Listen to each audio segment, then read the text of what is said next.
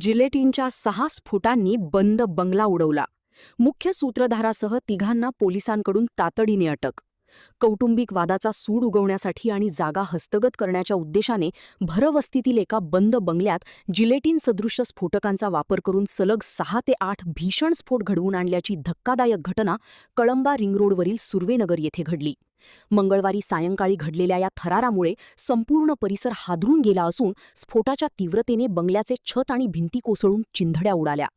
घटनेचे गांभीर्य ओळखून पोलिसांनी तातडीने तपासाची चक्रे फिरवत अवघ्या काही तासांत मुख्य सूत्रधारासह तिन्ही आरोपींच्या मुसक्या आवळल्या आहेत. सुर्वेनगर परिसरातील राणे कॉलनीमध्ये असलेल्या एका बंद बंगल्यात ही घटना घडली. दुपारी या बंगल्याच्या आतून जोरजोरात खिळे ठोकल्यासारखे गूढ आवाज येत होते. त्यानंतर सायंकाळच्या सुमारास एकापाठोपाठ एक 6 प्रचंड स्फोट झाले. स्फोटांचे आवाज इतके भयंकर होते की आकाशात धुराचे लोट पसरले आणि नागरिक भयक्रांत होऊन रस्त्यावर धावले. या स्फोटाच्या हादऱ्यामुळे शेजारील 4 घरांच्या काचा फुटून भिंतींना मोठे तडे गेले आहेत. स्फोटाच्या अवघ्या काही वेळ आधी तोंडाला मास्क व रुमाल बांधलेले 3 संशयित तरुण बंगल्यातून घाईघाईने बाहेर पडताना स्थानिकांनी पाहिले होते. घटनेची माहिती मिळताच जिल्हा पोलीस अधीक्षक निलोत्पल यांनी ताफ्यासह घटनास्थळी धाव घेतली. फॉरेन्सिक टीम आणि बॉम्ब शोधक नाशक पथकाने परिसराचा ताबा घेऊन स्फोटकांचे नमुने जप्त केले.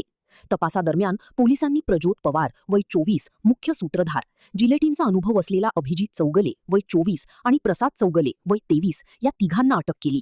बंगल्याच्या मालकी हक्कावरून 2 कुटुंबांमध्ये जुना वाद सुरू होता. यातूनच दुसऱ्या पक्षाला अद्दल घडवण्यासाठी प्रज्योत याने साथीदारांच्या मदतीने हा कट रचला. मुख्य आरोपीने केवळ 20,000 रुपयांसाठी हे भयंकर कृत्य घडवून आणल्याची माहिती जिल्हा पोलीस अधीक्षक निलोत्पल यांनी दिली. महान कार्य न्यूजसाठी सुनील काटकर, कोल्हापूर.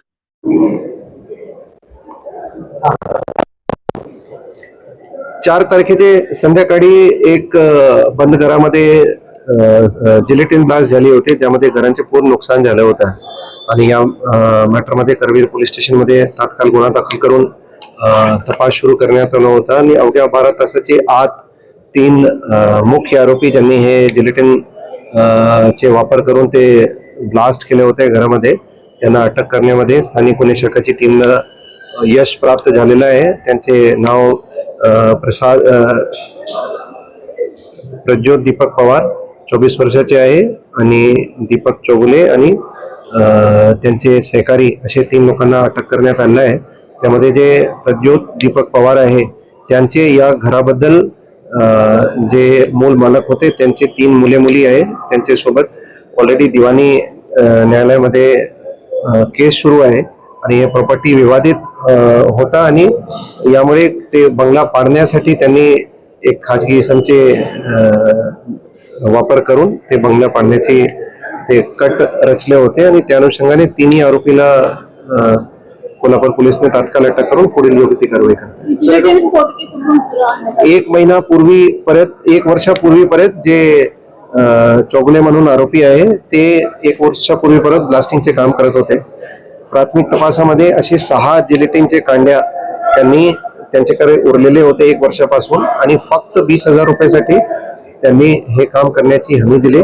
आणि त्यांना असे ओनरने भासून दिले होते की ते बंगला पाडायचे म्हणून त्यांनी ब्लास्टिंगचे काम केले आहे. परंतु त्यामध्ये सखोल त्यांची चौकशी आणि सखोल इंट्रोगेशन या मॅटरमध्ये